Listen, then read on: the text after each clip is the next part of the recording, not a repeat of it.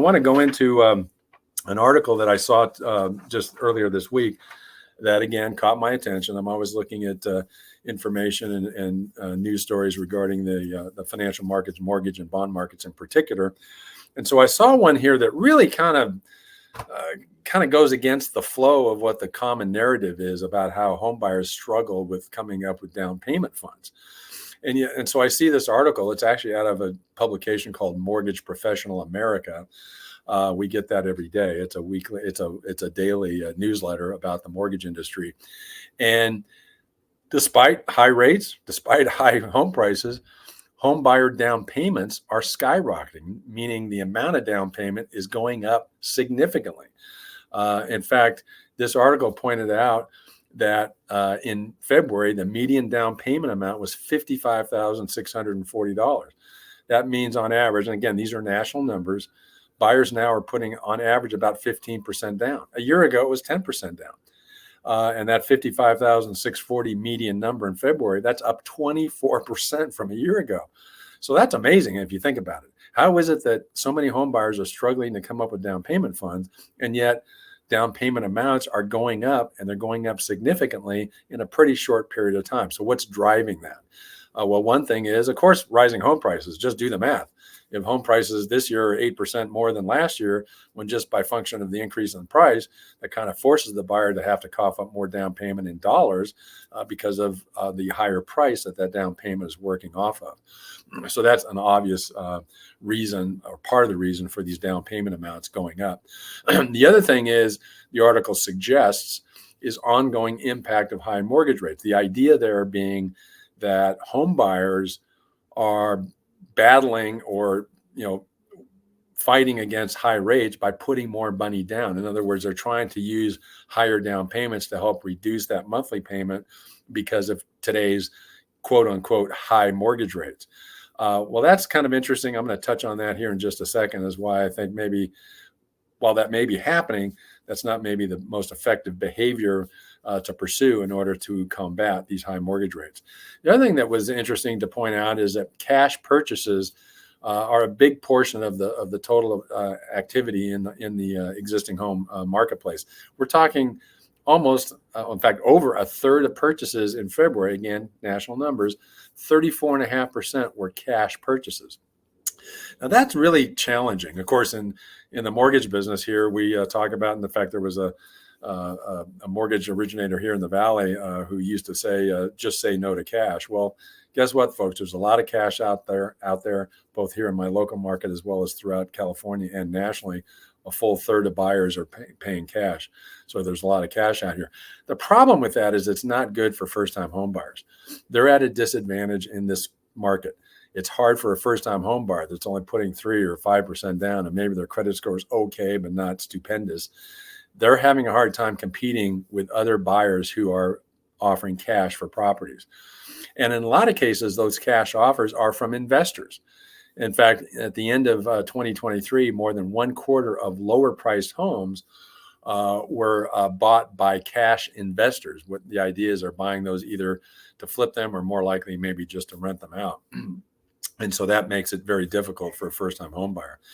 The other interesting bit of data that came out of all this is that over a third, 36% of the younger buyers, the Gen Z and millennial buyers, are using cash gifts from family to try to get their first home purchase done. And again, that does help with that down payment amount to the extent that they've got family members who are generous enough to give them more than just the minimum down in their effort to try to get those monthly payments down. But that begs the question, overall, the premise of this article, is more down payment the best way to lower your monthly payment? Well, if you've watched my program at all or heard me speak at all about this, you know my answer. And the way I can answer that is, remember, each $1,000 additional down payment is only going to lower your monthly payment by about $6 a month. So think about it. You put $10,000 more down, you're going to lower your monthly payment by $60. Well, that's helpful, sure. But when you consider the amount of cash additional out of your pocket and the amount of monthly savings, I think there's an imbalance there. I'm not sure you're getting quite the bang for your buck. In fact, most time when I have somebody ask me, what if I put more down? Will that help me with my monthly payment? And when I show them the numbers, usually they're disappointed that the improvement in payment is not as great as they thought it would be with that extra $5 or $10 or $15,000 down.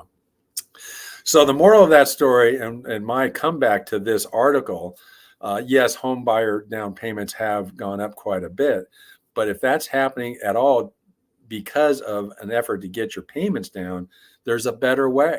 You know what I'm going to say. I've talked about it a lot. I'm going to continue to talk about it. In a lot of cases, don't worry about trying to get to that 15 or 20 or 25% down. You can put less down and then negotiate a temporary buy down. If that's what you want to do to get monthly payments lower, negotiating a temporary buy down is a much more effective way to get a lower monthly payment. So I can't reiterate that enough. And in fact, given that I'm suggesting that, I want to go to the next slide because I've got right now a real life example that I want to share with you. And you can see on the header on this slide, I've come up with a sort of a new phrase: buy downs are the bomb. I truly believe that buy downs are a great way to address today's both high home prices, but in particular high interest rates. I'm going to say high, in quotes, because from where I come from, 6 to 7% is really not high historically. So here's an example. This is a transaction that we're involved in right now. We're getting ready to close it, actually. But here's how it came together. And this was done right here in my local market in the Coachella Valley. SFR listed for $499,000. The buyer's agent came to me, had me pre-qualify the buyer. There was some talk about what they plan to do with the offer. And ultimately, that discussion led to, in part by me bringing it up, buyer decides to offer under list price. I had suggested just go in at list and ask for a seller credit to be used for temporary buy down. Well, what they did is they submitted an offer at $10,000 below list at $489,000. They did request the $10,000 credit to be used for a 2-1 buy down, with the buyer paying a 15% down payment. Well, after submitting that offer, the seller countered and came back and asked for full price. So the seller responded with a counter offer saying back to full price, $499, but they did agree to the seller credit. That's an important point. So ultimately, and then, the agent and the buyer, talked to me about it. And I said, look, I think that's a good outcome. Even at full list price, getting that credit is very important because it's going to substantially improve the buyer's loan terms. So here's the actual numbers involved in this transaction so you can see what I'm talking about. At the full list price of $499, with the seller agreeing to that $10,000 credit, the note rate on this 2-1 buy down is 6 7/8. The principal and interest for that, based on the 15% down, $27.86. So that's going to be the note rate on the loan once the buy down period is over. But with the buy down, the first year rate is 2% lower, 4 7/8. So the principal and interest is only $22.42. That's like $550 a month lower than the note rate. The second year at 5 7/8, the principal and interest is $25.09. Again, about $250 lower than the note rate. That's a substantial monthly payment savings over the first 24 months of the loan. And compare it to what could have been. What happens what would the payment be? What would the principal and interest be if instead the seller agreed to the $489, the low price offer, $10,000 under list price, but said no to the seller credit? Well, some buyers would say, oh, I'll still take that. I'm getting it $10,000 under list price. That's a good deal, right? Well, yeah, but understand this. If this buyer had gotten $489 accepted, but without the seller credit, no buy down would be available. And that 15% down would mean based on the based on the loan amount, the principal and interest at $489 with no seller credit, no buy down would be $27.30.